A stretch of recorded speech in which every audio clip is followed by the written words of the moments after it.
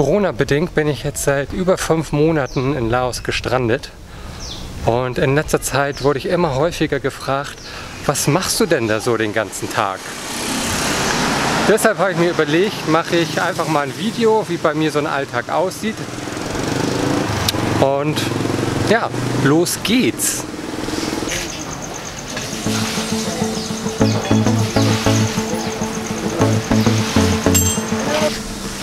Heute ist Montag, etwa 9 Uhr morgens. Und das erste, was ich in der Regel mache, man sieht es, ich bin schon geduscht. Ich gehe jetzt erstmal zum Morning Market und hole mir was für ein Frühstück und vielleicht auch noch irgendwas für tagsüber, irgendwelche Snacks. Mal gucken, was es da so heute gibt.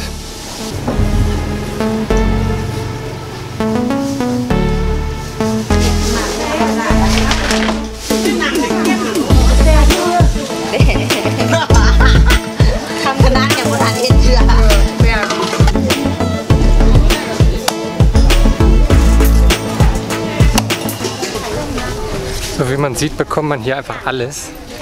Gemüse, Fleisch, Fisch, Klamotten, irgendwelche Snacks. Und ist heute auch gar nicht so voll. Meistens ist es ein bisschen voller. Hier sieht man hinter mir, wie schön das Fleisch gehackt wird. Ja. Ich werde mir jetzt ein bisschen Gemüse holen und ein bisschen Brot, so dass ich mir ein paar Sandwiches machen kann für Frühstück und vielleicht auch zum Mittag. Mal gucken, wo ich einen guten Preis bekomme.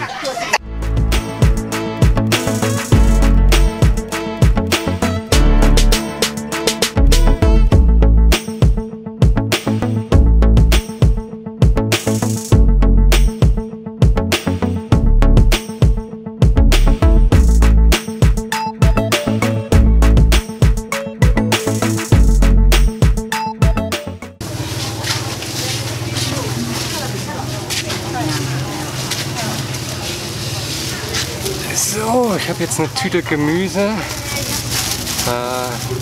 Gurke, Zwiebel, Tomate und Möhre und jetzt noch ein bisschen Brot und dann mache ich mir da ein schönes Gemüsesandwich draus.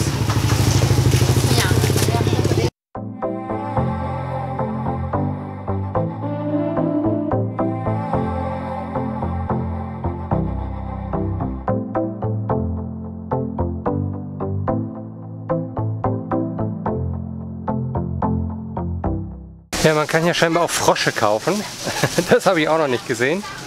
Und man kann sich zwischen all dem Gemüse, hinter mir kann man sehen, sich auch noch mal die Nägel machen lassen. Schöne Pediküre, das ist doch mal anständig. So, ich bin jetzt gerade an dem Laden, wo ich normalerweise Brot kaufe. Heute gibt es aber kein Brot. Warum? Ja, es gibt heute einfach kein Brot. Also nur weil hier ein Laden vermeintlich eine Bäckerei ist oder ein Gemüseladen oder was auch immer, heißt das nicht, dass es das jeden Tag gibt. Es wird einfach verkauft, was gerade da ist. Ja, jetzt muss ich mich halt auf die Suche begeben, eine neue Bäckerei zu finden.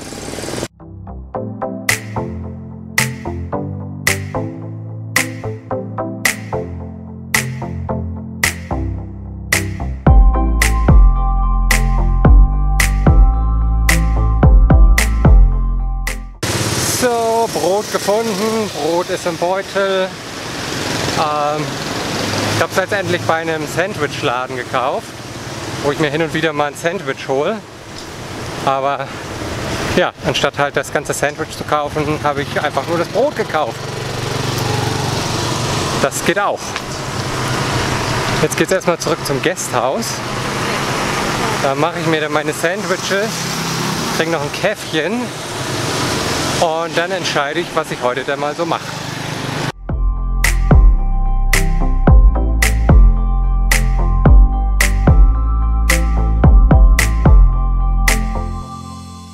Ja, das ist so mein Standardfrühstück. Gemüsesandwich, Kaffee. Ja. Ich habe gerade mal den Wetterbericht gecheckt. Demnach soll es heute nicht regnen. Aktuell ist ja Rainy Season. Es regnet eigentlich jeden Tag, heute scheinbar mal nicht. Das muss ich natürlich ausnutzen. Mal eine Runde mit dem Rad drehen. Ich habe mir überlegt, ich werde mal schauen, ob eine Fähre nach Pak U geht. Pak U sind die Buddha-Höhlen, das sind ganz berühmte Höhlen hier in der Gegend. Ja, mal gucken, ob da ein Boot hingeht. Wenn nicht, dann fahre ich halt mit dem Rad hin. Wenn ja, dann nehme ich das Rad mit aufs Boot und schippe halt dahin. Und zurück geht's dann mit dem Fahrrad. Das wäre ja auch eine ganz coole Runde. Schauen wir mal. Also mir wurde gerade eben schon gesagt, dass das Boot wohl um die 30 Euro kosten soll. Das kann ich nicht so ganz glauben. Das sind vielleicht 30 Euro, wenn ich das jetzt privat nehmen würde. Mal schauen. Ich werde danach im Frühstück einfach mal zum Bootsanleger fahren und einfach mal nachfragen. Oder einfach mal versuchen, einen guten Preis rauszuhandeln.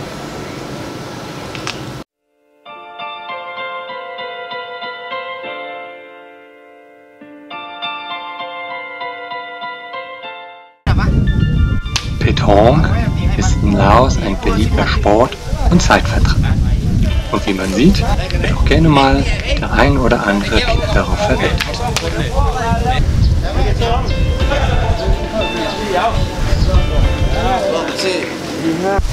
So, ich bin jetzt am Bootsanleger. Ich bin mal gespannt, ob ich jetzt einen guten Preis kriege.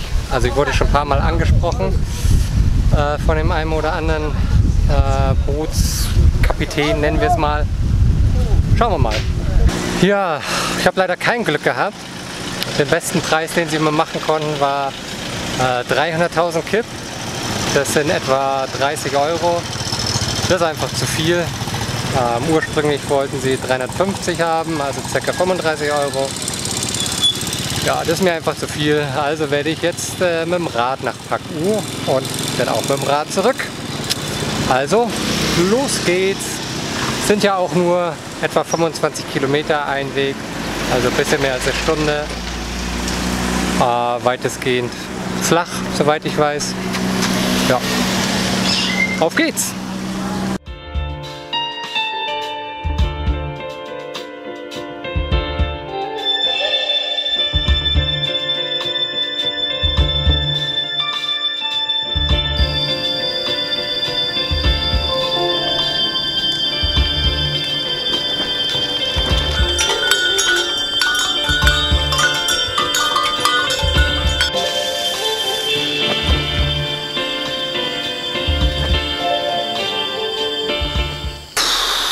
So, war ja klar, es fängt jetzt an zu regnen.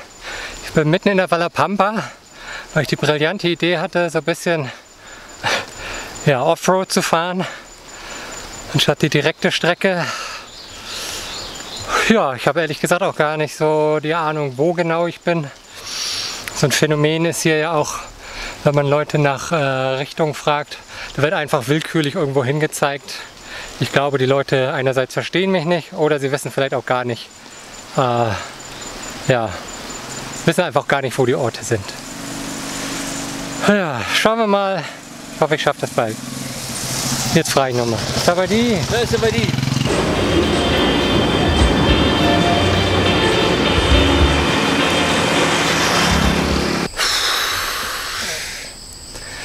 So, nachdem ich jetzt einige Stunden durch die Vala Pampa Offroad gefahren bin, bin ich letztendlich wieder auf der Hauptstraße gelandet, Richtung Pak U.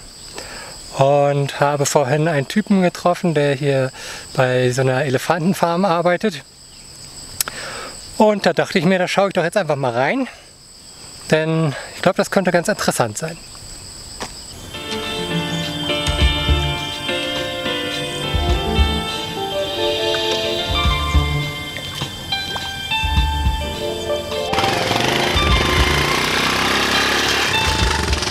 Also, die Elefanten sind nicht hier im Camp, sondern in den Villages. Dementsprechend ja, sind die nicht hier. Und jetzt fahren die aber extra los für mich, um die Elefanten zu holen. Wie geil ist das denn? Ja, mal gucken. Ich warte jetzt einfach mal und dann... Ich habe keine Ahnung, was mich erwartet, was denn passiert.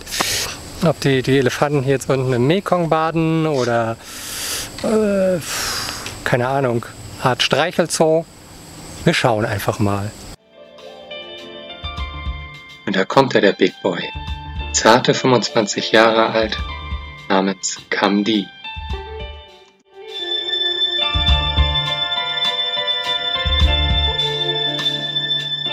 Vor einigen Jahrhunderten wurde Laos auch Land der Millionen Elefanten genannt. Heutzutage leben laut Regierung und anderen Organisationen nur noch 800 von ihnen. Die eine Hälfte in Freiheit, die andere Hälfte in Gefangenschaft.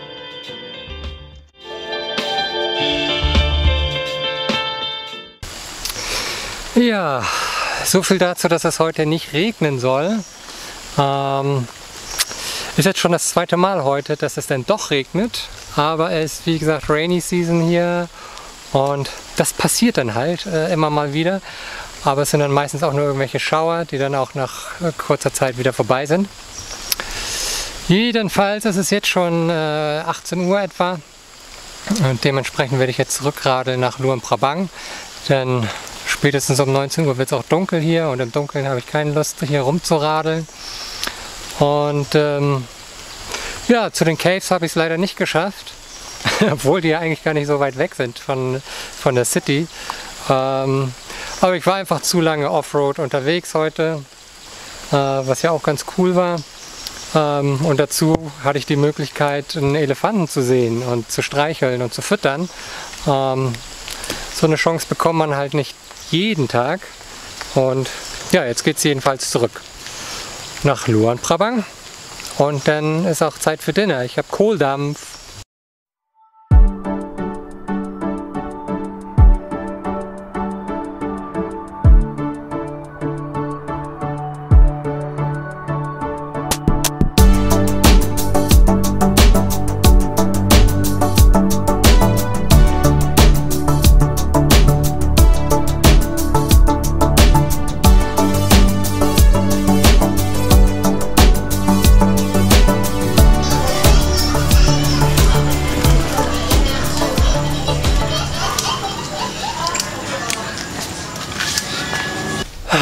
So, bin zurück im Gasthaus.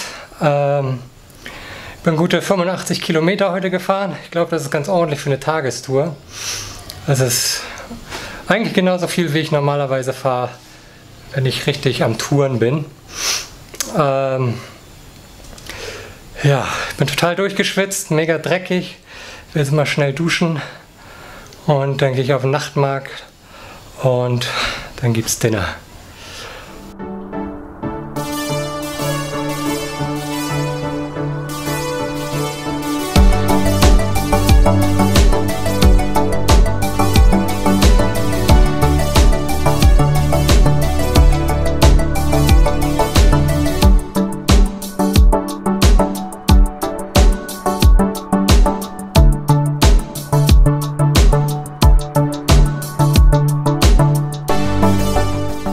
So, ich bin jetzt auf dem Nachtmarkt. Ich weiß auch schon genau, was ich will heute. Ich nehme jetzt erstmal einen Mango-Shake. Und dann gibt es gebratene Nudeln mit Gemüse. Da habe ich richtig Bock drauf. Sabadi, Pan Makmuang, Kopchai.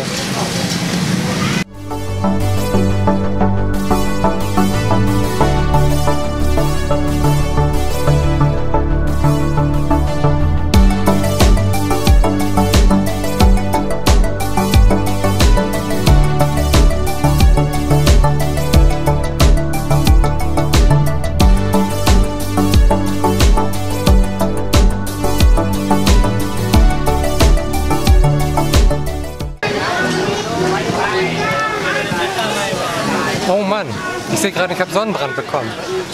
Sieht ja richtig scheiße aus. Herrlich. Sabadi, Noodles with vegetable, please. Okay.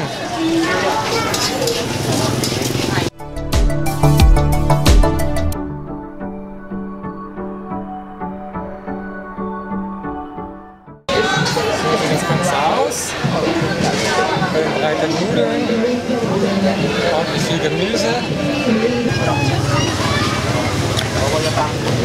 Sehr lecker. Einer meiner Lieblingsnudelläden hier. Also ich komme hier, ich würde nicht sagen jeden Tag hin, aber wahrscheinlich jeden zweiten Tag. Das ist eine riesen Portion und kostet 15.000 Fit. Das entspricht etwa 1,50 €. Und zum Abschluss noch eine kleine Runde über den Nachtmarkt.